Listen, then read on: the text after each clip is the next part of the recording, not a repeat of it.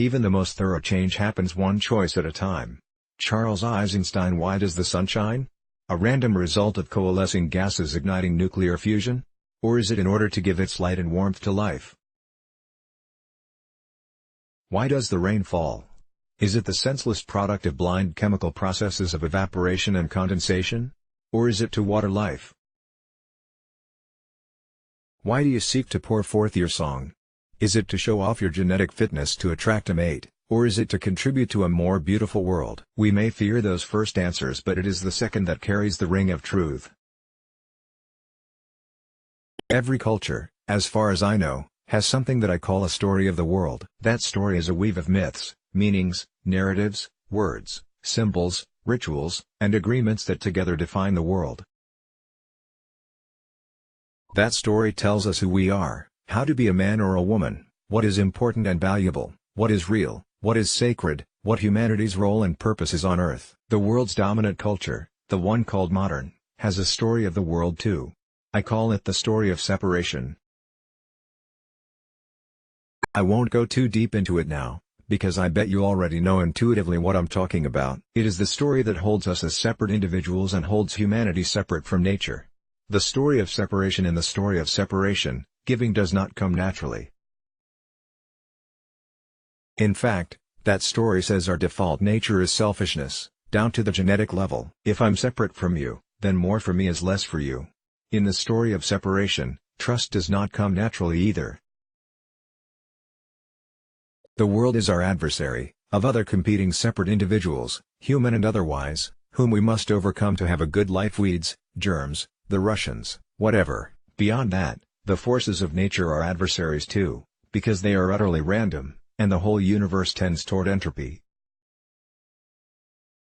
There is no intelligence or purpose outside of ourselves. Therefore, to establish a comfortable human habitation in the world, we must dominate and control these forces, insulate ourselves from them, and harness them to our purposes. That's what the story of separation says. Where in that story is there room for gratitude?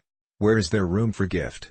In the story of separation you basically have to rise above human nature, rise above the way of the world, to be selfless, generous, or altruistic. Becoming a good person, then, involves a sort of conquest, a conquest of self. It is the same domination of nature, this time turned inward. Now I have to say, this story is quickly becoming obsolete. Even its scientific dimension in genetics, physics, and biology are crumbling. In complexity theory, we understand that order can emerge spontaneously out of chaos, without an external organizing force.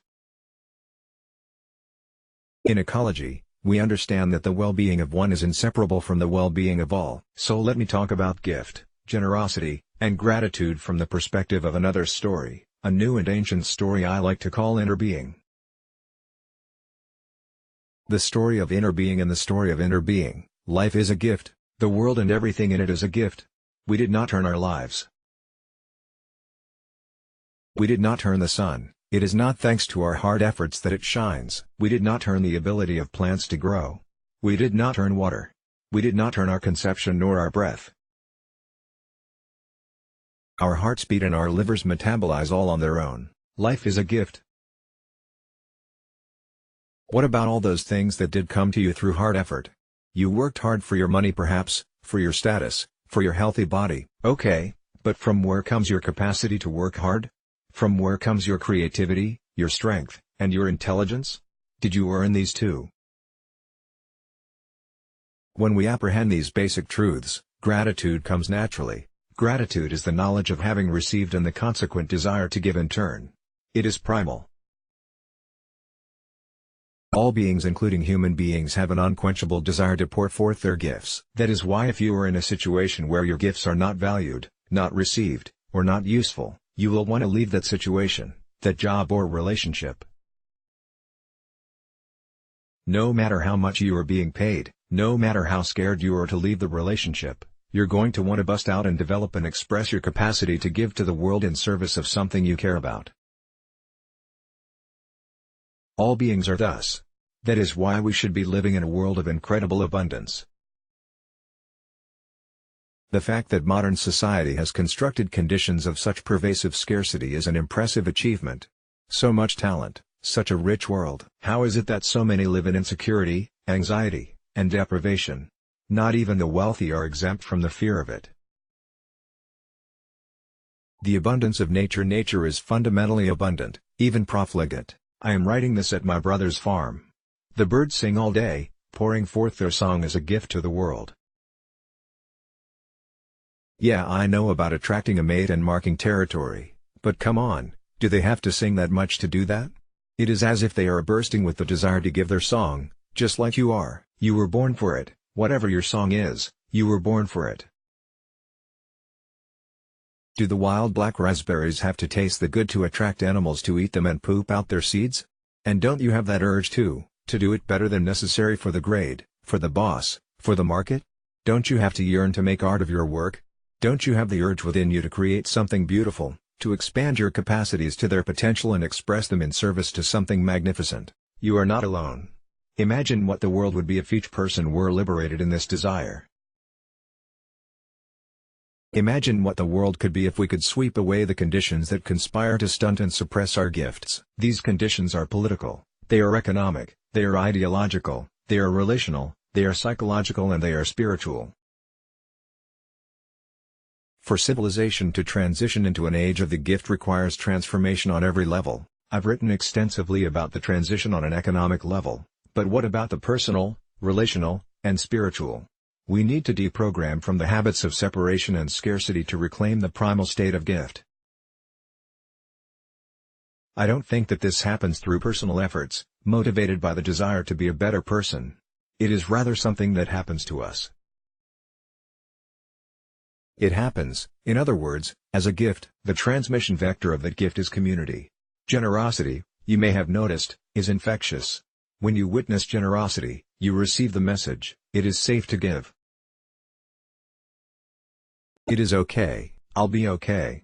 Sharing stories and practices of gratitude, of generosity, and of the challenges and setbacks and stepping more deeply into gift, we generate a normalizing field that counteracts social programming toward competition, selfishness, and scarcity. My small contribution to that normalizing field of gift is an online course called Living in the Gift, a kind of complement to the nerdier system-level thinking I indulged in my book, Sacred Economics. While it touches on a few big-picture issues, mostly it is an immersion into the habits of gift, the perceptions of gift, the awareness of abundance, and the experience of gratitude. In doing so, we step outside the New Age abundance thinking bubble to address the contradictions of our time, between money and love, service and security, community and independence, wealth and inequality. In case you are wondering, we offer the course itself on a gift model. Any payment is purely voluntary.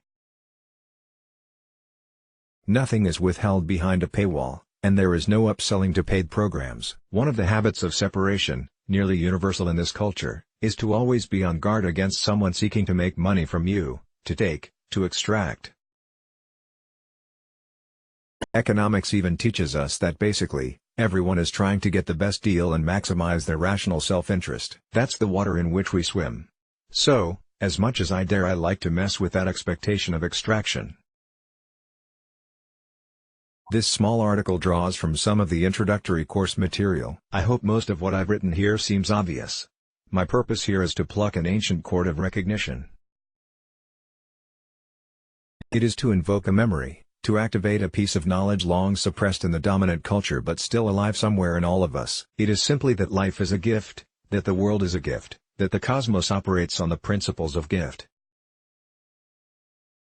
Please bathe in your intuitive resonance with this truth. Beneath the cynicism we know, it is all a gift. Gratitude is our native state. Generosity is its maturation.